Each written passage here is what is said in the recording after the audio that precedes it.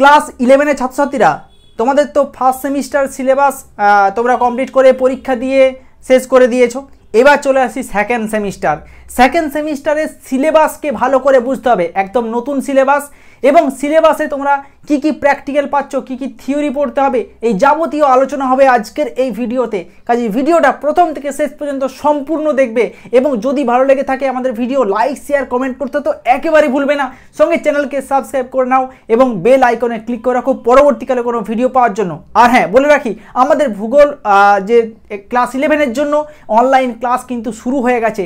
সেই ক্লাস যদি অ্যাডমিশন নিতে চাও অবশ্যই স্ক্রিনে দেওয়া নাম্বার যোগাযোগ করো। আমাদের ক্লাস কিন্তু সেকেন্ড সেমিস্টারের জন্য শুরু হয়েছে। এই সিলেবাসটি হলো একাদশ শ্রেণীর দ্বিতীয় সেমিস্টারের সিলেবাস। দেখো এখানে প্রথম টপিক আমরা দেখতে পাচ্ছি তোমাদের রয়েছে ফান্ডামেন্টাল অফ ফিজিক্যাল জিওগ্রাফি। তো এই ফান্ডামেন্টাল অফ ফিজিক্যাল জিওগ্রাফি থেকে ইউনিট 1-এ তোমাদেরকে পড়তে হচ্ছে আইসোস্টেসি, অর্থাৎ এটা হচ্ছে সমস্থিতি, যেখানে তোমাদেরকে দুটো তত্ত্ব পড়তে হবে, সেটা হচ্ছে এইরি এবং প্রাটের তত্ত্ব। ঠিক আছে। আচ্ছা, পরের টপিক চলে আসছে ইউনিট 2-তে জিওমরফিক প্রসেস, যেখানে তোমাদেরকে পড়তে হচ্ছে এক্সোজেনেটিক প্রসেস এবং এন্ডোজেনেটিক প্রসেস, অর্থাৎ ভূ অভ্যন্তরের যে সমস্ত প্রক্রিয়াগুলো এবং ভূপৃষ্ঠের বাইরের প্রক্রিয়াগুলো যেগুলো রয়েছে, ওয়েদারিং, ফোল্ডিং, ফল্টিং, অর্থাৎ ভাঁজ, চ্যুতি, এগুলো পড়তে হচ্ছে।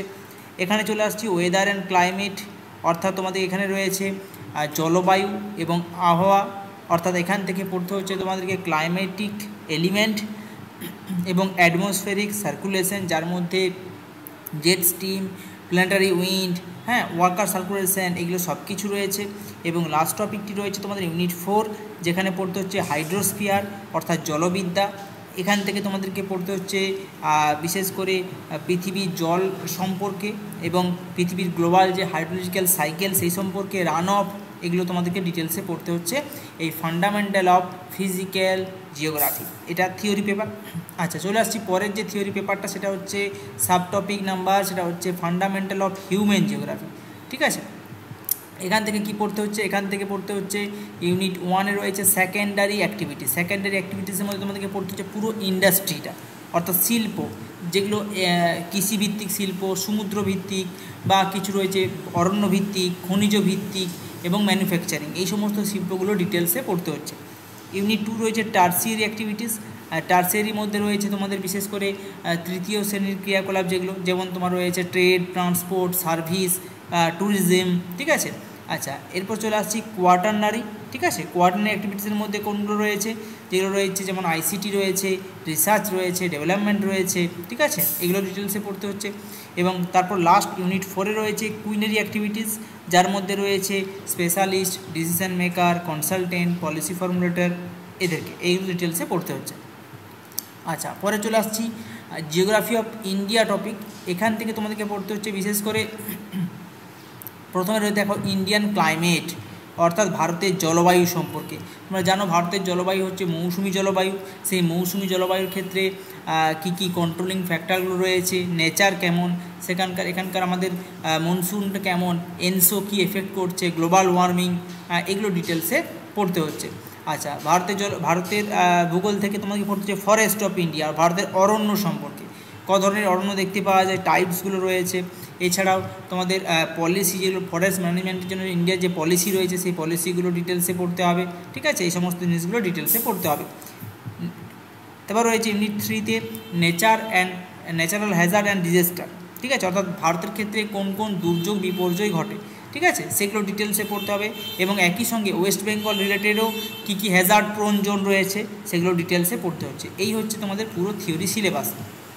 চলে আসছে এবারে প্র্যাকটিক্যালি তোমাদের রয়েছে ইউনিট 1 থেকে ইন্ট্রোডাকশন অফ ম্যাপ, অর্থাৎ ম্যাপের সম্পর্কে জানতে হবে, definition kit, component, types, important, হ্যাঁ, ইউজেস, এগুলো তোমাদেরকে পড়তে হবে, কী কী গুরুত্ব, ব্যবহার, এগুলো। ম্যাপ স্কেল অর্থাৎ মানচিত্র স্কেল, এখানে তোমাদেরকে শিখতে হবে linear scale, comparative scale, diagonal scale, vernier scale, এই তিনটে স্কেলের কনসেপ্ট। ঠিক আছে। এবং তোমাদের কনস্ট্রাকশন অফ লিনিয়ার স্কেল, অর্থাৎ লিনিয়ার স্কেলের ড্রয়িংটা ভালো করে শিখতে হবে। আচ্ছা, তারপর রয়েছে ম্যাপ প্রজেকশন। ম্যাপ প্রজেকশন থেকে তোমাদের কী পড়তে হচ্ছে, এখানে রয়েছে তিনটে projection, polar zenithal stereographic, simple conical with one standard parallel আর ম্যারক্যাটর প্রজেকশন, এই তিনটে প্রজেকশন শিখতে হবে। আচ্ছা, এরপরে রয়েছে ইন্টারপ্রিটেশন অফ টোপোগ্রাফিক্যাল ম্যাপ, অর্থাৎ টোপোগ্রাফিক্যাল ম্যাপের যে ডিটেলসে তোমাদেরকে শিখতে হবে কীভাবে কন্ট্যুর দেখে ট্রানজেক্ট চার্ট এগুলো সম্পর্কে ডিটেলসে জানতে হবে এবং সেগুলো ড্রয়িং করতে শিখতে হবে। তারপর রয়েছে interpretation of Indian daily weather map, অর্থাৎ ওয়েদার ম্যাপ তোমাদেরকে ইন্টারপ্রিটেশন করতে শিখতে হবে, কীভাবে ওয়েদার ম্যাপ দেখতে হয়, স্কাই কন্ডিশন, ঠিক আছে, ক্লাউডিনেস, প্রিসিপিটেশন এগুলো। তারপর রয়েছে preparation and presentation of poster, অর্থাৎ একটা পোস্টার তৈরি করতে হবে যেটা ডিজাস্টার হ্যাজার্ড সম্পর্কে, যাতে এখানে লেখা থাকবে কজেস কী কী, কনসিকুয়েন্সেস কী কী, প্রিপেয়ারনেস, ম্যানেজমেন্ট, ঠিক আছে, with respect to West Bengal, অর্থাৎ ওয়েস্ট বেঙ্গলের রেসপেক্টে তোমাকে একটা যে কোনো ডিজাস্টার বা হ্যাজার্ডের পোস্টার তৈরি করতে হবে এবং তাদের সমস্ত সম্পর্কে লিখতে হবে। এবং ইউনিট 7-এ লাস্ট রয়েছে কী বলো তো, সেখানে রয়েছে দেখো ল্যাবরেটরি নোটবুক তৈরি করতে হবে একটা এবং ভাইবা পরীক্ষা হবে একটা, যেখানে 5 নাম্বার থাকবে। এই হচ্ছে তোমাদের পুরো থিওরি এবং প্র্যাকটিক্যাল সিলেবাসের ডিটেলস আলোচনা। আমাদের অনলাইন ক্লাস শুরু হয়ে গেছে, ঠিক আছে, সেই অনলাইন ক্লাসে জয়েন করতে চাও, প্র্যাকটিক্যাল এবং থিওরি ক্লাস করানো হচ্ছে, তারা অবশ্যই তোমরা স্ক্রিনে দেওয়া ফোন নাম্বারে যোগাযোগ করো। Thank you.